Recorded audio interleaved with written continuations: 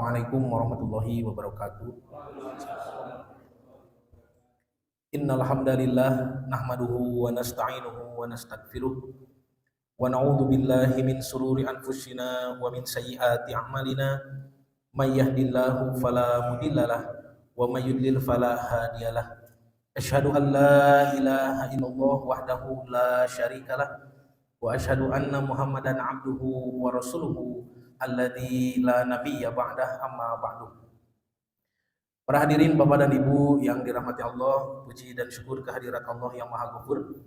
Kita bisa dipertemukan kembali dalam keadaan sehat wal afiat, sehat yang mudah digunakan untuk ibadah di Masjid Permata Iman yang kita cintai ini. Mudah-mudahan apa yang kita laksanakan menjadi salah satu di antara bentuk rasa syukur kita kepada Allah, terutama atas akal pikiran yang diberikan kita gunakan untuk mengkaji ilmu Allah.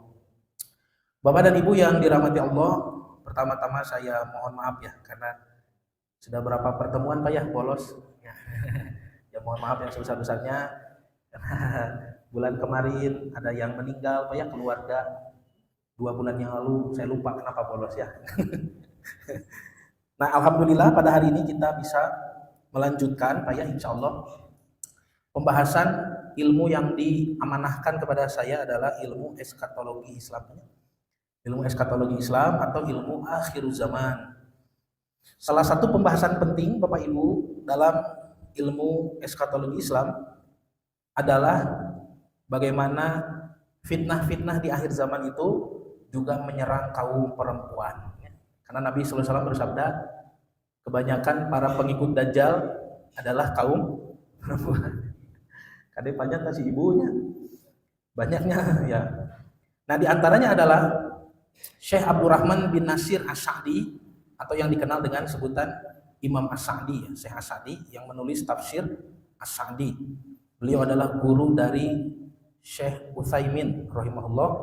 Syekh As-Sa'di dari tahun 1940 sudah menulis bagaimana fitnah Dajjal itu terjadi. Padahal waktu itu belum zamannya internet itu banyak, tapi analisa beliau sudah luas begitu sampai bisa mengidentifikasi siapakah Ya'juj Ma'juj itu. Nah, Syekh Abdurrahman bin Nasir As-Sa'di menyebut fitnah Dajjal di akhir zaman ini Pak ada 2 macam gitu ya. Kata Syekh As-Sa'di rahimahullah, beliau mengatakan satu fitnahnya itu adalah berupa pemahaman ideologi banyak. Tentu saja yang dimaksud adalah pemahaman agama. Yang kedua, fitnah Dajjal berupa sistem kehidupan.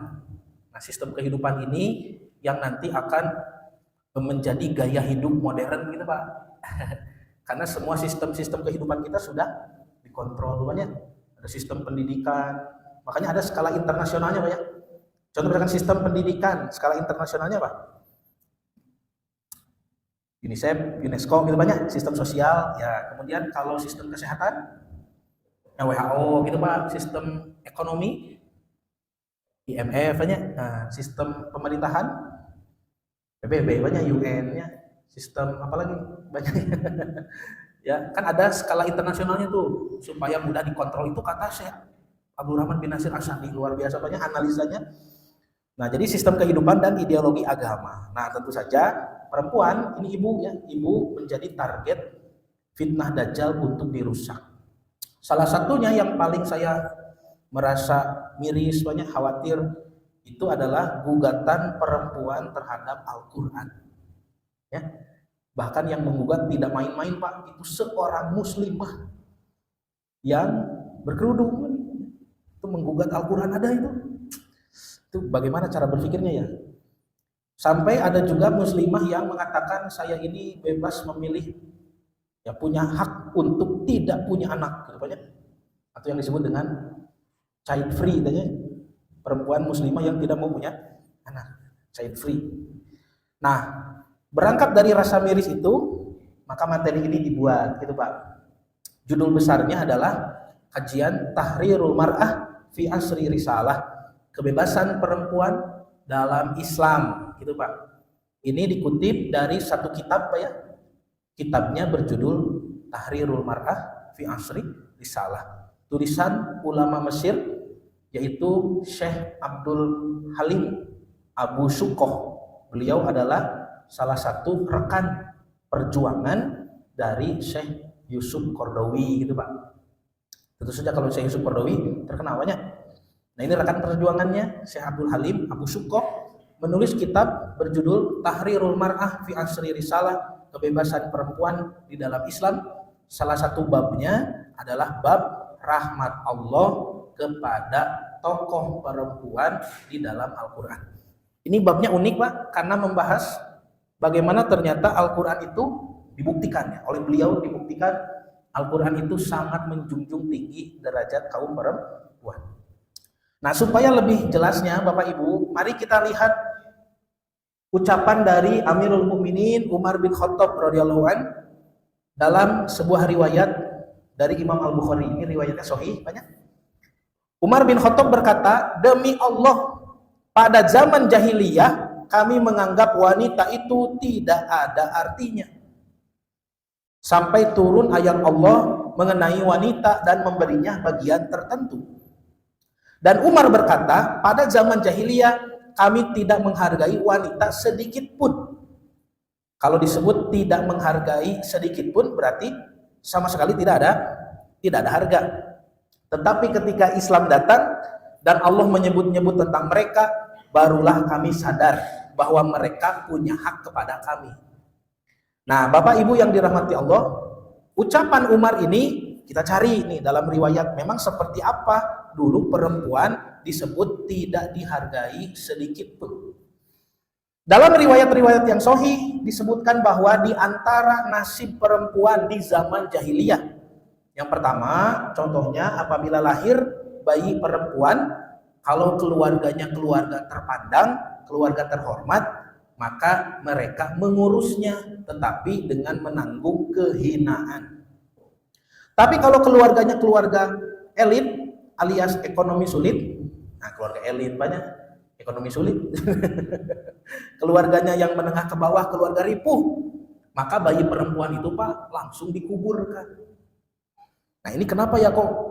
Bayangkan hidup di zaman ketika perempuan tidak dihargai sedikit pun, kata Umar ya.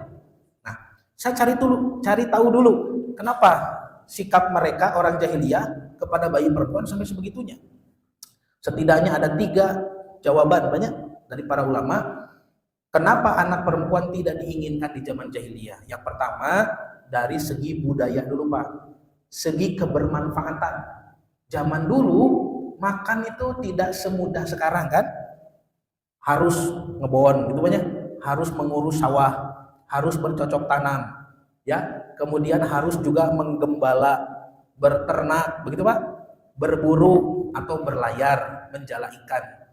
Dan semua pekerjaan untuk bertahan hidup seperti itu hanya cocok untuk kaum laki-laki. Makanya kalau lahir bayi perempuan dianggap tidak terlalu bermanfaat, membantu keluarga menyambung kehidupan.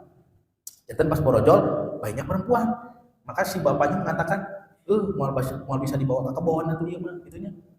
Nah itu ya. Kalau keluarganya terpandang, terhormat, ya diurus Pak, tapi dengan menanggung kehinaan. Tapi kalau yang takut ini malah justru membebani keluarga karena dia perlu makan kan, anak itu langsung dikubur. Makanya nanti Allah berfirman, a'udzubillahi minasyaitonirrajim, la taqtulu auladakum khasyata imlaq. Jangan kau bunuh anakmu karena takut kemiskinan atau kelaparan. Nahnu narzuquhum wa iyyakum, kamilah yang memberi rezeki mereka dan kamilah juga yang memberi rezeki kalian gitu Pak. Makanya Bapak pun jangan pernah punya anggapan kalau Bapak meninggal kamu nanti makan apa nah gitu ya, jangan boleh itu ucapan kesombongan. Karena yang memberi rezeki adalah Allah Subhanahu wa taala.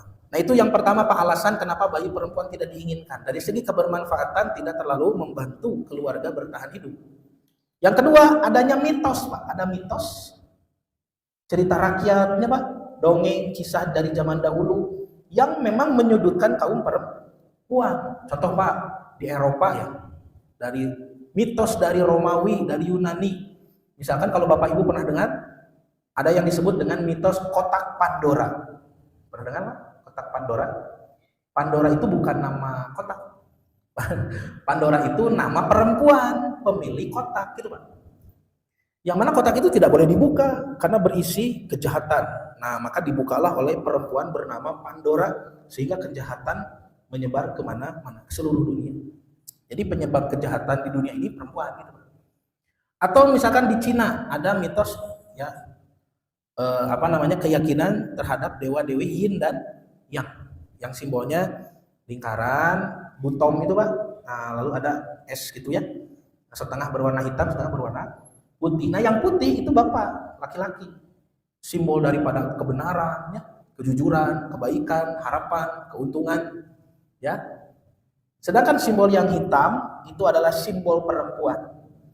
Ya, simbol daripada keburukan, sial gitu aja, kesialan, kerugian, kehancuran dan seterusnya. Jadi perempuan disudutkan dalam mitos Cina. Nah, itu yang kedua ada mitos. Yang ketiga adanya ajaran dari kitab suci orang Yahudi, Pak. Dan juga orang Nasrani, Bible itu ya. Di dalam Bible, kan Bible menyebar kemana-mana Pak. Sampai ke Eropa itu produk gerejanya. Contoh nih Pak ayatnya ya. Biar saya tidak dituduh ini. Abi teu ngabatikeun sakit di dituna. Itu disebutkan dalam kitab suci orang Yahudi Pak. Bahwa Ibunda Hawa alaihissalam itu dulu ketika dikeluarkan dari surga dimarahi Tuhan, kemudian dikutuk.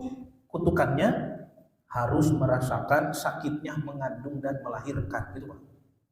Itu ajaran kitab sucinya. Saya kutip dari kitab Torah atau Taurat di Sefer Bereshit, kitab Kejadian pasal 3 ayat 16. Silakan Bapak Ibu dibaca sama-sama. Tahu heula teh, tahu heula. Kang Rifki pada dibaca? Ya. Ini pakai bahasa Ibrani, Pak ya. Bahasa Ibrani itu sepupunya bahasa Arab ya. Jadi kalau Bapak Ibu sudah belajar bahasa Arab, nah mau mengembangkan kemampuan bahasa Timur Tengah, bisa belajar bahasa Ibrani banyak. Satu rumpun ini huruf alef gitu Pak. Kami di bahasa Arab mah alif gitu ya. Yang kedua huruf lamed. Lamed itu kalau bahasa Arab lam. Nah, mirip-miripnya hamzah lam gitu Pak. Huruf H sama lah ya. Nah disebutkan di ayat ini Isyah Amar Harbah Arbe Isfone Beherone. Susah payahmu waktu mengandung akan kubuat sangat banyak. Bi esep taldi banim, dengan kesakitan rasa sakit taldi engkau melahirkan waladat latu liduk. Kalau bahasa Arab ya, banim itu banun, anak-anaknya. Kalau bahasa Arab banun, dengan kesakitan engkau akan melahirkan anak-anakmu. Tuh. Berarti Pak, Bu, menurut kitab suci nih ya, menurut kitab suci, bahwa perempuan itu makhluk yang disalahkan. Kenapa kita dikeluarkan dari surga dulu zaman Nabi Adam? Ya, dikeluarkan lalu dikutuk. Berarti kalau ibu mengandung melahirkan, menurut kitab Yahudi, ibu terkena kutukan. Nauzubillah min dzaliknya. Sedangkan dalam Islam, misalkan surah Luqman ayat 14 itu menyebutkan bahwa perempuan yang mengandung, melahirkan, menyusui itu kemuliaannya, bukan kutukan. Terus Pak, ketiga ya, penyebab bayi nomor 1 ini, bayi perempuan tidak diharapkan kelahirannya. Satu, secara budaya urfi itu tidak terlalu bermanfaat untuk menyambung hidup. 2, ada mitos, banyak mitos dulu yang menyudutkan kaum perempuan. 3, ada kitab suci tadi mengajarkan bahwa perempuan itu makhluk terkutuk. Mitos yang diperkuat oleh kitab suci Pak, itu naik pangkat jadi keyakinan gitu. Makanya susah ya dulu perempuan pernah mengalami masa-masa sangat tidak dihargai. Itu yang tadi disebutkan oleh Umar bin Khattab. Kami sedikit pun tidak menghargai kaum perempuan. Nah, contohnya ya nih. 2, zaman jahiliyah itu Pak, apabila melamar perempuan cukup melemparkan selendang. Jadi ibu kalau di zaman jahiliyah dilamar di baledoku sorban. Supaya nyenak sorban dia kadetanya. Jadi kalau ada pertemuan kedua keluarga, itu simbolnya itu menikahi perempuan itu dilempar selendang. 3, perempuan tidak punya hak untuk menolak, ya. Harus mau saja karena Untung ada yang mau menikahi. Sudah untung. Yang keempat, orang jahiliyah itu disebutkan dalam riwayat apabila bosan dengan istrinya, mereka suka bertukar istri dengan teman. Wah, tukeran pamajikan ya, samingguan gitu apa? Itu perempuan nggak bisa nolak. Bu tuh itu tuh, dosi itu heula gitu. Itu kan dia. Auzubillah min dzalik. Yang kelima, apabila datang tamu, perempuan tidak boleh, tidak diperkenankan menyambut tamu. Karena tamu yang datang itu akan merasa terhina kalau disambut oleh perempuan. Begitu berkunjung, yang nyambut perempuan, itu lelaki nak mana? Gitu Pak. Jadi kalau ada tamu dulu zaman jahiliyah, perempuan suruh masuk. Ya, tamu disambut oleh laki-laki. Ini nanti dibongkar semua oleh Quran, Pak. Dibantah semua oleh Quran ya nanti. 6. Apabila ada tokoh ternama, tokoh nih berkarisma, berilmu, bertenaga, kuat, amanah misalnya, banyak orang yang suka begitu, dihormati. Maka istri orang-orang jahiliyah ini suka disuruh tidur dengan tokoh itu untuk meminta benihnya. Tuh Pak, berarti kan sangat tidak dihargai istri ya. Punten pada nyungkeun benih ya, terus kadieun tah binih nah gitu Pak. Berarti ibu teh dianggap naon atunya, dianggap baskom gitu kan. Padahal ka dia gitu. Nah, maka nomor 7, apabila suaminya meninggal, Bu, maka istrinya menjadi warisan. Bukan mendapat waris. Tapi istri jadi warisan. Berarti istrinya diambil nanti oleh ahli waris. Bapak meninggal, istri bapak diambil oleh adik, oleh kakak, oleh mertuanya, oleh bapak kita, oleh sepupu, oleh paman, siapa saja yang mau. Karunia banyak. Kalau tidak ada yang mau, tidak jarang perempuan itu menjadi budak, terlantar. Sudah tidak ada harga sama sekali. Terus, bayangkan bapak ibu hidup di zaman seperti itu. Ketika Islam belum turun kepada Nabi Muhammad SAW, yang menyebar justru kitab suci Yahudi dan kitab suci Kristen. Ini yang menyebar, program gereja. Maka manusia zaman itu sangat-sangat tidak menghargai perempuan sedikit pun. Bahkan ada pandangan membenci perempuan. Karena perempuan dianggap bersalah atas turunnya Adam dari surga. Dan perempuan dikutuk, harus mengandung dan melahirkan. Makanya ada pandangan membenci perempuan, namanya misogini. Pandangan membenci perempuan. Nanti lihat di Bapak Pastur, misalnya Bapak Pastur itu di gereja tidak menikah, nggak boleh. Kenapa? Karena menikah itu hidup dengan musuh. Menurut ajaran gereja begitu. Bapak-bapak gereja purba dulu misalkan Santo Tertullian, Santo Thomas Aquinas, Santo siapa ya? John Chrysostom. Nah, itu sampai mengatakan perempuan itu adalah pintu masuknya setan. Bahkan ada yang mengatakan perempuan itu laki-laki yang cacat. Itu menghina sekali itu. Perempuan itu laki-laki yang cacat, katanya begitu. Berarti ibu tehnya nuju dina perut teh pijanteun lalaki cuma cacat, jadilah ibu. Gitu. Kan itu menghina sekali, Pak. Itulah pandangan misogini, pandangan membenci perempuan, dan itu terjadi dulu. Nah, bagaimana Islam membereskan itu semua? Lihat nih. Quran dibahas di Quran kehebatan tokoh-tokoh perempuan. Quran itu menyebutkan saja tentang perempuan sampai Umar bin Khattab kaget, loh, kok perempuan itu bisa begini ya, gitu Pak. Ya, pertamanya begitu. Nah, Rasulullah bersabda, ini Rasul ketika mengatakan ini, para sahabat kaget Pak. Kata Nabi SAW, sebenarnya wanita itu adalah saudara kandung laki-laki. Apa maksudnya? Maksudnya apa? Hadis riwayat Abu Daud nih, baca syarahnya, penjelasannya, kitab Aunul Ma'bud. Penjelasan hadis-hadis riwayat Abu Daud gitu Pak. Kata para ulama, yang dimaksud wanita itu saudara kandung laki-laki, dulu kan Adam, Hawa banyak, pernah kita bahas ya. Diciptakan oleh tangan Allah langsung kan? Adam diciptakan oleh Allah, Hawa juga oleh tangan Allah kan? Berarti manusia baru lahir secara biologis itu dari hasil pernikahan Adam dan Hawa. Artinya putra Nabi Adam dan ibunda Hawa ini yang disebut manusia pertama yang lahir dari proses biologis itu Pak. Nah, dalam riwayat disebutkan lahir anak pertama kembar, betul? Kembarnya laki-laki dan perempuan. Siapa itu? Qabil dan Ikrimah kan ya. Putih, tampan, cantik gitu Pak. Nanti generasi kedua, adiknya nih lahir lagi, kembar juga. Laki-laki dan perempuan. Habil dan Labuda. Nah, hitam itu, ya. Habil itu hitam, negro. Labuda juga hitam. Allah berfirman kepada Nabi Adam, anakmu ini kawin silang, begitu. Berarti si Kobil yang putih, ya, nikah Labuda yang hitam. Ini Habil adiknya yang hitam, nikah kakaknya yang putih, Ikrimah.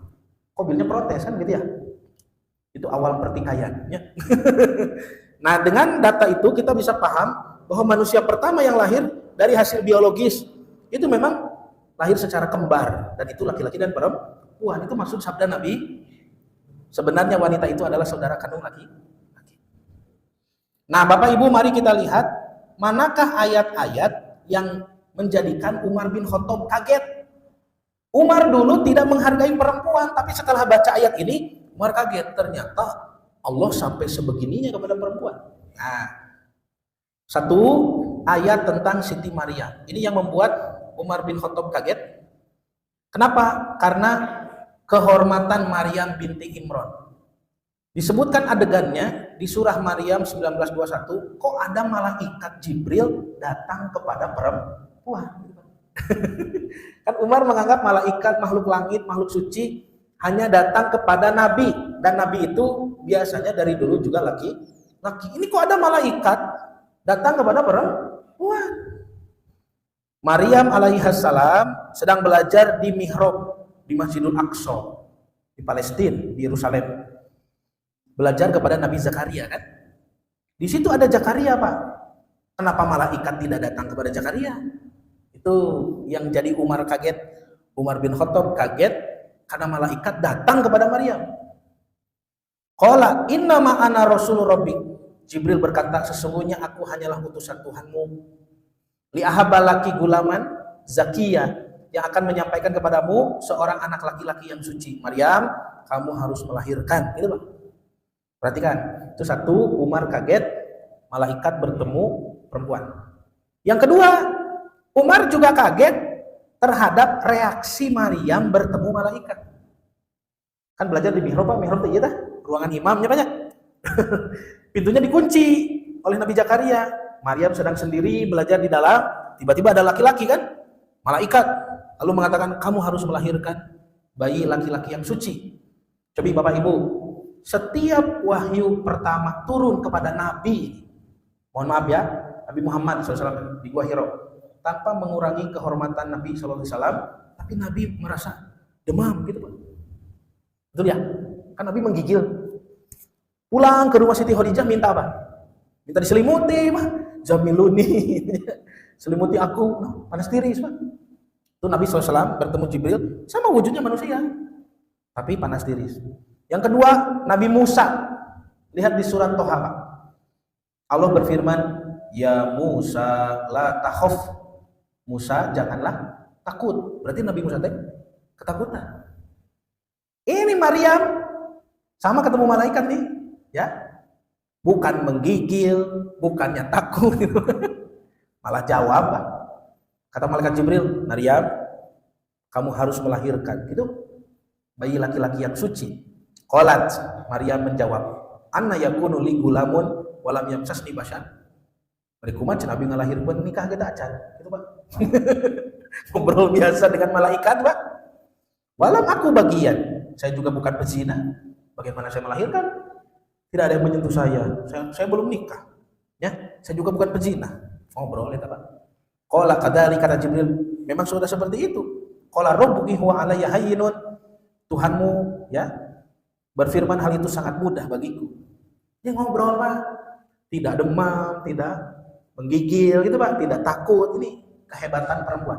Kata para ulama ahli tafsir, disinilah Allah menunjukkan ternyata ibu kaum perempuan itu mentalnya sangat kuat gitu Pak. Bahkan melebihi laki-laki. Pernah kita bahas ya, Adam, Hawa. Kalau Adam diberi apa? Kelebihan tenaga. Ayatnya Musa yang mendorong batu sumur itu. Kan ada dua perempuan nggak kuat tuh. Musa yang kuat kan? Nah, kita punya tenaga Pak. Dan logika kan, kecerdasan akal. Ayatnya Adamnya wa 'allama Adamal asma' kullah gitu Pak. Tapi kalau perempuan kelebihannya apa ibu? Nih, mental yang kuat, ketahanan. Ibu mah tahan pak. Ya, hamil 9 bulan, tahan. Melahirkan sesakit itu, tahan. Sok taruh ke ibu, bu, ibu melahirkan sampai pembukaan berapa?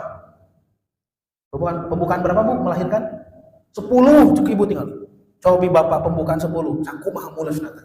Ya, nggak akan tahan. Ya, langsung disesar, bapak mah gitu tanya, sesar dok, gitu. Sudah melahirkan, ibu harus menyusui, tahan ibu bapak 2 tahun nyusuan budak. Benarnya, mohon maaf nih, ya, tanya ke ibu nih, bu itu kalau menyusui itu mohon maaf ya, digigit ya? No, nah, digegel, coba ibu.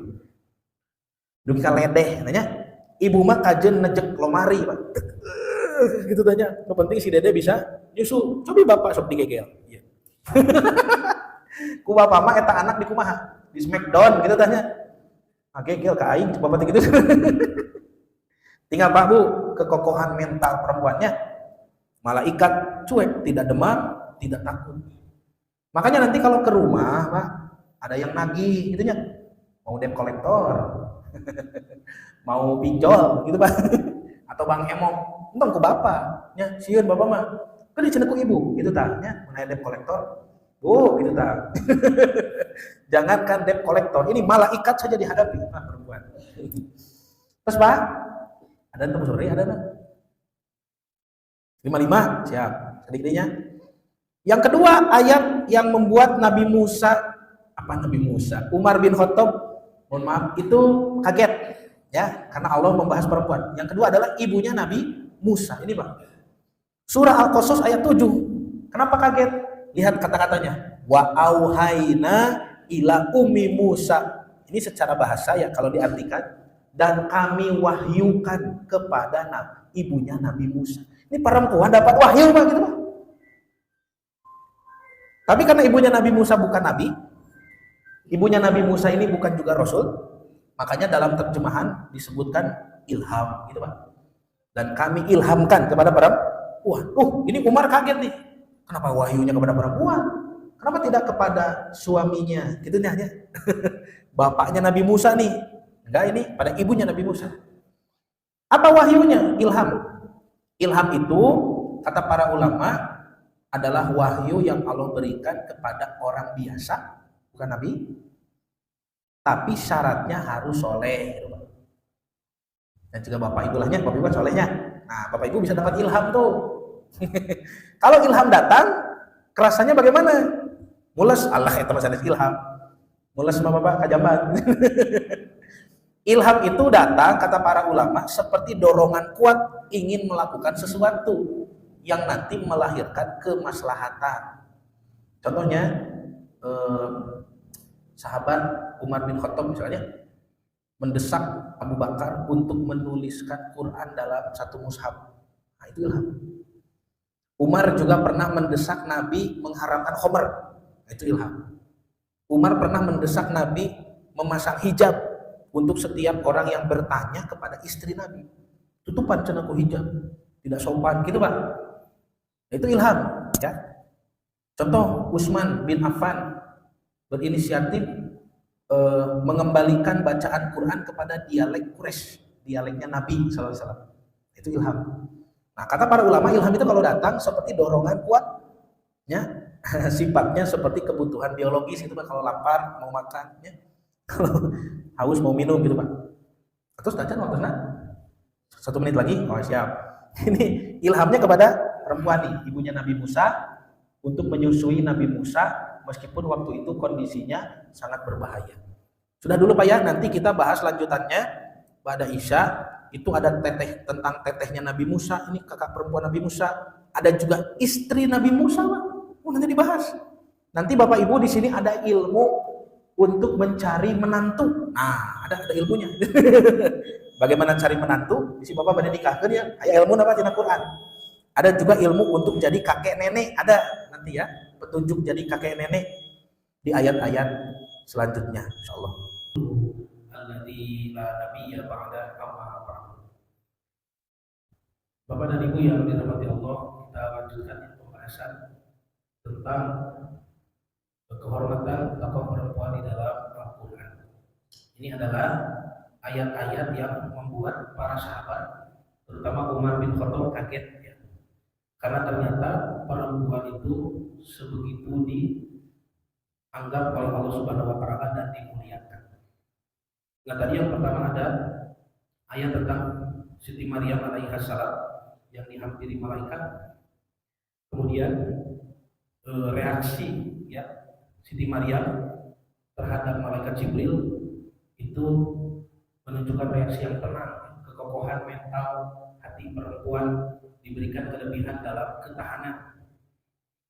Kemudian juga Maryam terlihat adalah wanita yang menjaga kehormatan dengan mengatakan walam yamsasni bashar walam aku bagian, tidak ada laki-laki yang menyentuh saya dan saya bukan berzina gitu. Yang dulu di zaman jahiliyah itu perempuan itu banyak tidak ada harganya sama sekali. Suami bosan saja bisa ditukar. Suami bosan dengan istrinya dulu bisa ditukar-tukar. Bahkan ada yang saya baca dalam riwayat-riwayat itu, orang jahiliyah punya hamba sahaya perempuan itu ada yang dipekerjakan sebagai pelacur gitu kan ya, untuk mendapatkan uang. Nah, yang kedua ini ibunya Nabi Musa disebutkan mendapatkan wahyu atau diterjemahkan di sini ilham. Nah, wahyunya adalah supaya ibunya Nabi Musa mau menyusui bayi itu, bayi yang baru lahir, itu Musa susui saja dulu, itu Bu. Kenapa? Karena waktu Musa lahir ada aturan aneh banyak dari pemerintah Mesir. Nah, Fir'aun bermimpi kerajaan Mesirnya hancur di tangan laki-laki Bani Israel. Makanya sejak saat mimpi itu Fir'aun menerapkan aturan cari wanita Bani Israel yang melahirkan anak laki-laki. Makanya disensus begitu, Pak. Siapa mana perempuan Bani Israel yang hamil? Kapan lahirnya? Lalu nanti ditengok laki-laki atau perempuan. Kalau laki-laki nakal gitu, Pak. Setahun yang lalu, setahun sebelum Musa lahir, itu lahir kakaknya Nabi Musa, itu Harun. Nabi Harun lahir di tahun yang belum ada aturan seperti itu. Makanya Harun selamat aja, Pak. Usianya baru 1 tahun, gitu ya, Harun. Ini lahir lagi bayi laki-laki. Nah, Musa ini ibunya khawatir sekali bahwa Musa akan ditangkap, kan sudah disensus. Pasti akan ada petugas kerajaan datang ke sini mencari tahu jenis kelamin bayi saya gitu, Pak. Nah, maka perintah Allahnya diwahyukan, diilhamkan an ardihi, supaya disusui saja dulu. Kasih ASI, susui dulu, susui. Kata ulama, para ulama menjelaskan dengan disusui itu, kenapa perintahnya tidak kabur gitu banyak, atau misalkan sembunyi, nah, susui saja. Karena dengan disusui inilah nanti yang menyebabkan Nabi Musa yang masih bayi itu tidak mau menyusu kepada perempuan yang lain. Artinya susui dulu, mencium aroma ibunya, ada ikatan batinnya dapat, merasakan air susu ibunya. Lalu Allah berfirman, fa idza khifti alaihi fa'alqihi fil yam. Jika kamu masih merasa khawatir, maka hanyutkanlah dia ke sungai. Ini kata para ulama, Pak, secara logika ya, orang yang sedang khawatir kan ingin dekat, bukan ingin jauh. Ini kok orang lagi khawatir, Pak, disuruh malah menghanyutkan bayinya ke sungai. Kan nggak masuk akal, Pak ya. Perintahnya tidak masuk akal, dilaksanakan pun tidak sesuai dengan keinginan, karena yang sedang khawatir inginnya dekat. Tapi ini adalah rencana Allah. Makanya kata para ulama, jangan banyak tanya dengan perintah Allah, meskipun tidak sesuai dengan akal dan tidak cocok dengan keinginan. Kenapa keputusannya begini? Padahal Bapak Ibu bukan ini yang dimau, bukan ini yang diinginkan. Ah, tenang Pak, itu rencana Allah. Kita ikuti saja, ya. Maka ibunya Nabi Musa menghanyutkannya ke sungai. Singkat cerita, Allah berfirman, wala takhafi wala tahzani inna radduhu ilaiki. Jangan bersedih, jangan takut, kami akan mengembalikannya kepadamu, kan begitu ya. Bayinya hanyut Sungai Nil. Sungai Nil itu tidak seperti Citarum banyak yang seberangnya kelihatan. Kalau kita ke Sungai Nil kan seperti lautan saja begitu Pak ya. Hanyutkan, masuk ke istana kan begitu ya. Diambil istrinya Firaun. Diberikan rasa sayang kepada bayi itu, Maka istrinya Fir'aun, Siti Asyah itu, meminta izin kepada Fir'aun untuk, ini kasihan katanya ada bayi di sungai. Maka diizinkan untuk diurus. Tidak tahu itu Bani Israel ya. Lalu istrinya Fir'aun mencari perempuan yang bisa menyusuinya kan? Ya ketemu, nggak ada yang bisa menyusui. Akhirnya nanti ibunya Nabi Musa kan yang datang disusui. Disebutkan tidak anak saya gitu, enggak ya. Disusui, terus ibunya Nabi Musanya karena berhasil menyusui dibayar. Tapi Nabi Musa ketemu ibunya, menyusukan ibunya ya. Dibayar. Lalu kata ibunya kepada Siti Asyah, istri Fir'aun ini, Tuan Ratu, saya di rumah punya Harun, masih kecil. Kasihan kalau saya tiap pagi bolak-balik ke istana menyusui Musa. Terus kamu maunya bagaimana? Saya mohon izin ini bayi diambil ke rumah gitu Pak. Nanti kalau Tuan Ratu mau ketemu, saya antarkan ke istana. Dan Siti Asyah mengizinkan. Jadi bayinya dibawa lagi ke rumah dalam kondisi aman, selamat, dan dibayar. So, asalnya kan bahaya, khawatir, takut dibunuh banyak. Karena taat kepada perintah Allah, lanjutkan. Balik lagi dalam kondisi yang berbeda 180 derajat tuh Pak. Makanya jangan suudon kepada terus Pak, 3 C, tetehnya Nabi Musa ini, kakak perempuan, mbaknya nih Pak. Mbaknya Nabi Musa nih, dipuji kecerdasannya. Kenapa bayi Nabi Musa yang masih bayi itu bisa kembali lagi ke rumahnya dengan selamat, aman, dan dibayar? Itu berkat kecerdasan dan kehebatan siasat kakak perempuannya Nabi Musa. Lihat Pak, kata para ulama ya, kehebatan Allah memuji anak perempuan nih. Karena ini belum menikah juga tetehnya Nabi Musa ini. Masih anak-anak sama. Perintahnya cuma satu kata saja, perintah ibunya Nabi Musa kepada kakak perempuan Nabi Musa. Berarti kakaknya Harun ini ya. Perintahnya satu kata Pak, Kusihi wa qalat li uhtihi, dan ibunya Musa berkata kepada saudarinya Musa, Kusihi, ikuti dia. Kalau bahasa kita, Mbak, ibu ini tadi hanyutin bayi itu ya ke sungai. Ikuti saja, ikuti.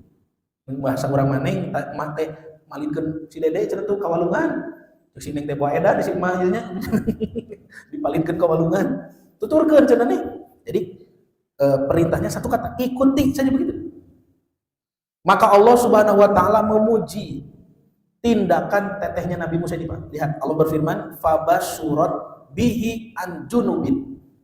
Maka dia mengikutinya dari kejauhan. Wahum la yasmurun, dan penduduk Mesir tidak ada yang sadar. Coba Pak, apakah ada di dalam perintah ibunya Nabi Musa untuk mengikuti dari kejauhan? Diam-diam dari kejauhan gitu, ada nggak? Nggak ada. Ini kecerdasan perempuan Bu.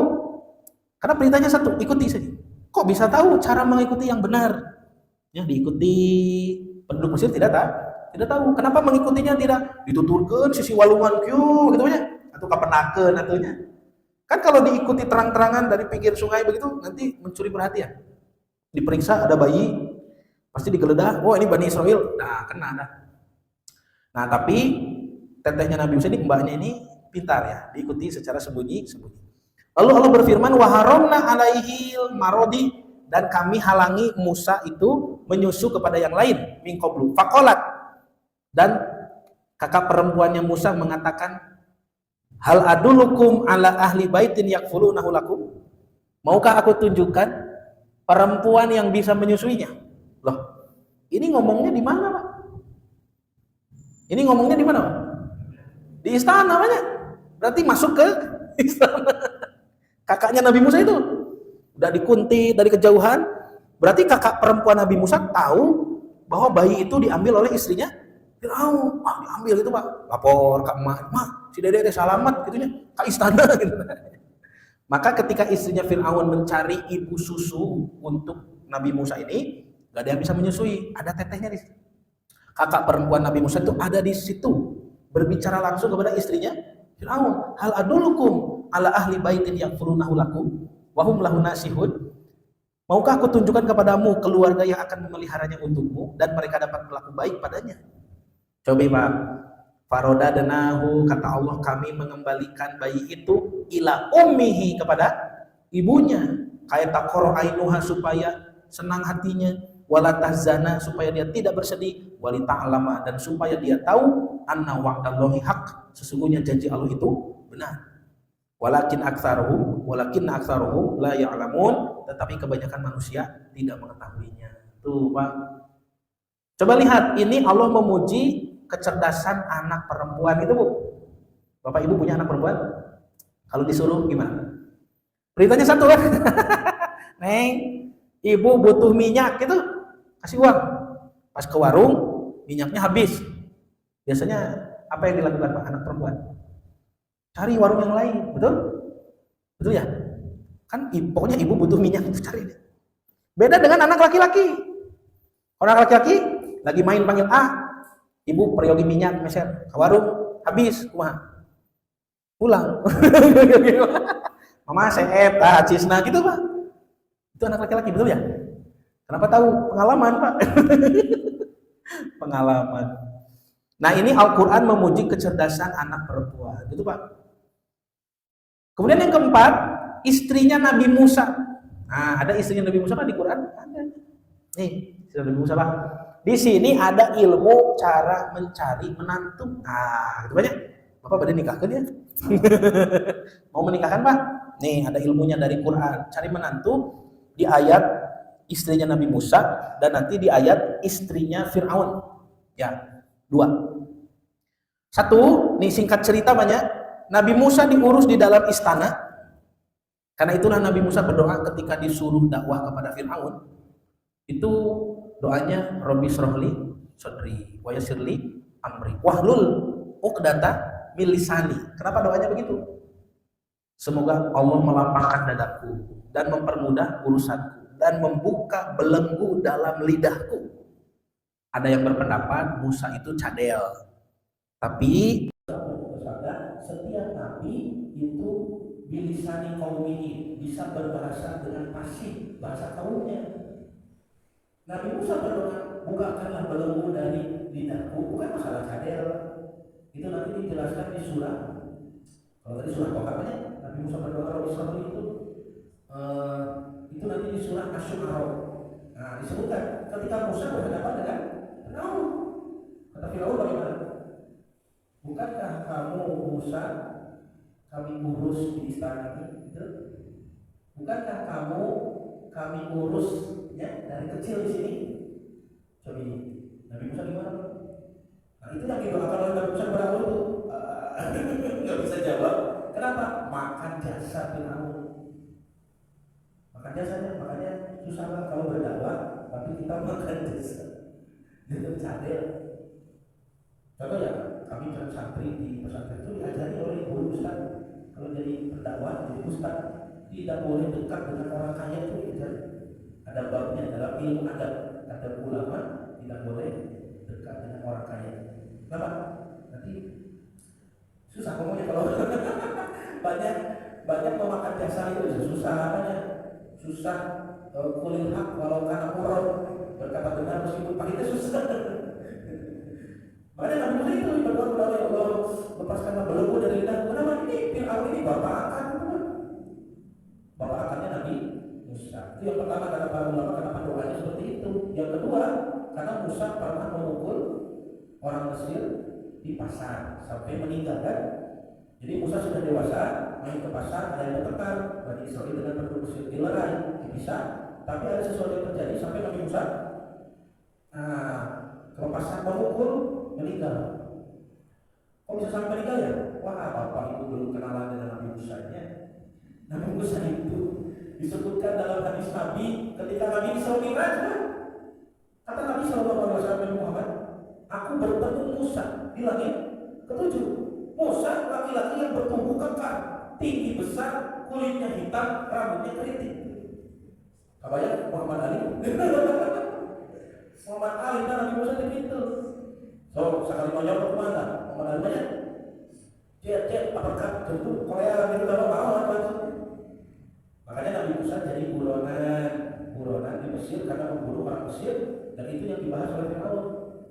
Bukankah kamu Musa dibesarkan di istana ini ya oleh kami, dan bukankah kamu yang besar?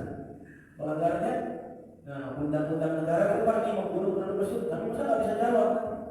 Itulah kenapa doanya, wahlul uqdatam min lisani, dan lepaskan ya ikatan belenggu dalam lidahku, karena kalau itu dibahas oleh Allah, kalau aduh ya bisa kok punya dosa dan makan jasa ini repot, sudah makan jasa punya dosa. Nah, bapak dan ibu yang dirahmati Allah, jadi dulu Nabi Musa di buron di Mesir, jadi buronan, lalu pindah kabur mengungsi ke kota Madian. Kota Madian itu kalau dari Mesir lewat Sinai ke utara ya, lewat Laut Merah itu ke arah utara, Arabia Utara, berarti di atas Madinah, di bawah Palestina itu ada Madian. Disitulah Nabi Musa bertemu calon istrinya, Pak. Ketika Musa memperhatikan ada dua perempuan di Madian, di gadis Madian. Al-Quran menyebut Madian itu kontaknya Nabi Shu'aib alaihissalam. Makanya ada ulama yang mengaitkan apakah Musa ini bertemu Shu'aib atau tidak waktu itu, apa satu zaman atau tidak. Ya. Nah, ada dua putri, katanya ini dua putrinya Nabi Shu'aib, bahwa Al-Quran sedang menunggu mau ambil air di satu sumur, kan itu banyak. Sumurnya dikerumuni laki-laki. Musa lihat dari kejauhan. Ternyata laki-laki ini dua perempuan menunggu giliran. Ketika mereka selesai menimba air, sumurnya ditutup batu, tutup sama. Sehingga dua perempuan ini kesulitan. Musa lihat, akan oleh Musa dibantu. Itulah nanti yang menjadi dalil ayat di dalam Quran, laki-laki diberi kelebihan tenaga. Sedot. Ini perempuan dua orang kuat, ya. Musa sedot. Coba bilang, pang bapak dengan kami sama. Kuat. Atau ngajak, cok ketiluan, jadi ngajak ketiluan. Nabi Musa tidak sendiri dong. Terus terbuka itu sumurnya, ambil air, selesai pulang si dua perempuan itu. Nabi Musa di pinggir sumur, wudu, sholat, gitu kan. Lalu berdoa, ya Allah, bagaimana ini saya tidak punya bekal, pulang ke Mesir sudah corona, keluar. Ya. Maka tiba-tiba dari tadi dua orang perempuan yang sudah pulang itu datang lagi satu perempuan, datang satu orang. Satu di antara dua yang tadi, dia kembali lagi. Allah memuji kedatangan perempuan ini, mau bicara kepada Nabi Musa, menyampaikan pesan. Allah mengatakan dia datang dengan malu-malu. Misalnya akhlaknya bagus ya, perempuan ini bukan mahram, bertemu laki-laki, malu-malu Pak. Nah, itu disebutkan oleh Quran surah Al-Qasas. Berarti akhlak yang baiknya ajarkan kepada anak perempuan kita rasa malu gitu Pak. Jangan ini ketemu laki-laki Pak. Tidak perlu berani juga boleh, perempuan harus malu. Lalu dia mengatakan, Bapak kami mau berikan upah, berterima kasih kepada Anda, silakan datang ke rumah. Kata Nabi Musa, alhamdulillah.